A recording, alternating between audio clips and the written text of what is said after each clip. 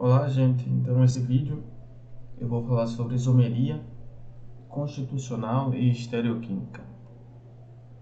Então, na Escola Estadual Santos Dumont, essa é a segunda atividade da semana 2 da comissão dos terceiros anos. Então, o objetivo é saber diferenciar os diferentes compostos que são isômeros. Então, eu tenho a mesma quantidade de átomos e as moléculas são organizadas espacialmente de uma forma diferente. Então, esses são isômeros. Então, vamos lá. Eu vou passar para a parte inicial do texto. Isomeria constitucional e estereoisomeria.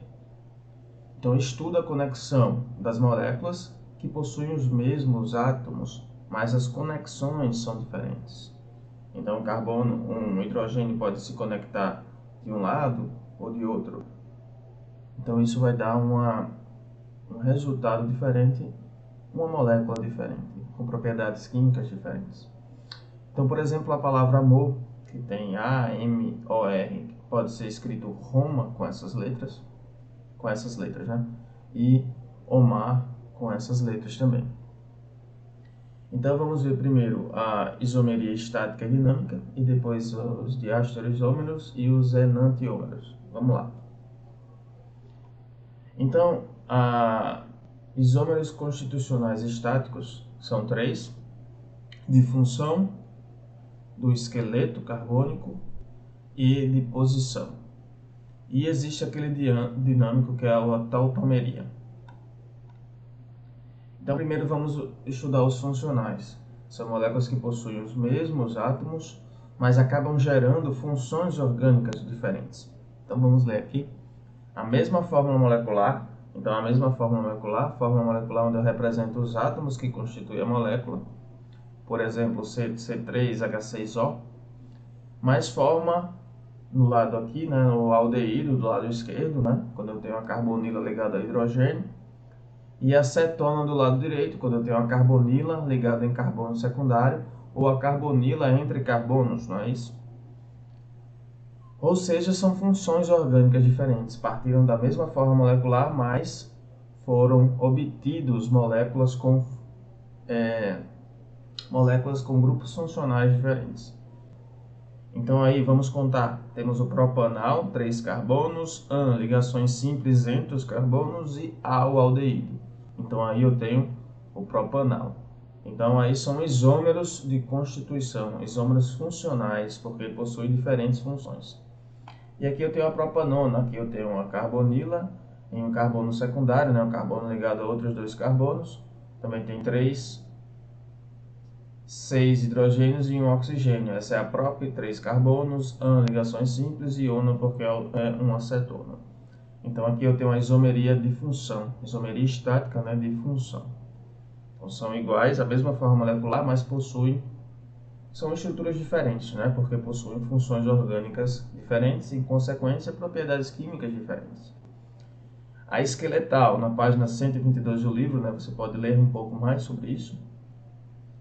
Então, a esqueletal vai ter a mesma quantidade de carbonos, 1, 2, 3, 4, 1, 2, 3, 4.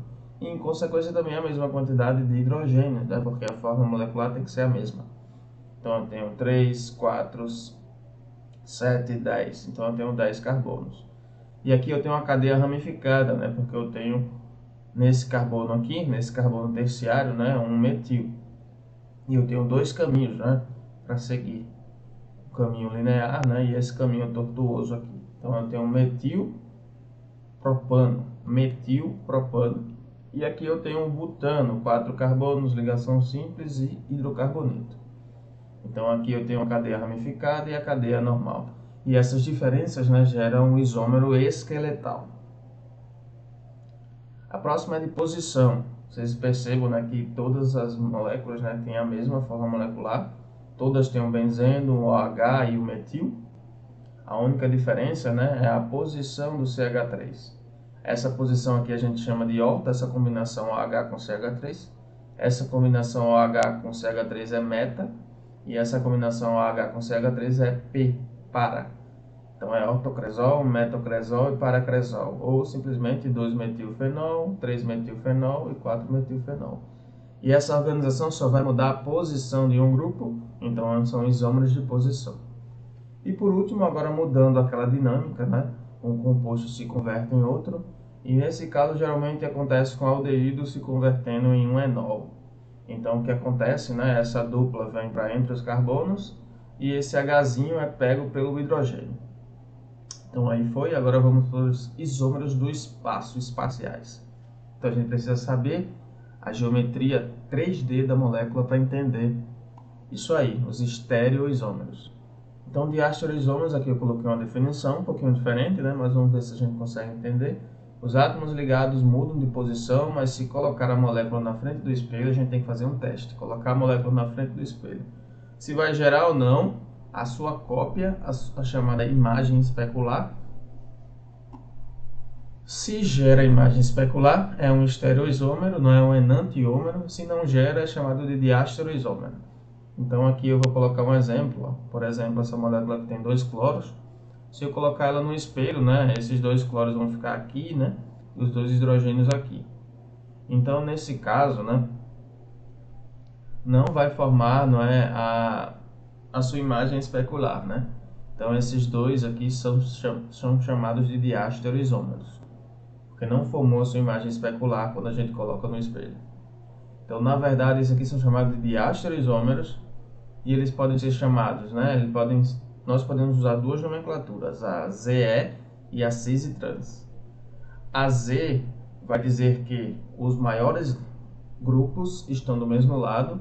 Por exemplo, essa molécula aqui na esquerda, o cloro é bem maior que o hidrogênio. Então, os dois cloros estão no mesmo lado da molécula. Então, a gente chama Z. Z, 1, 2, primeiro e segundo carbono.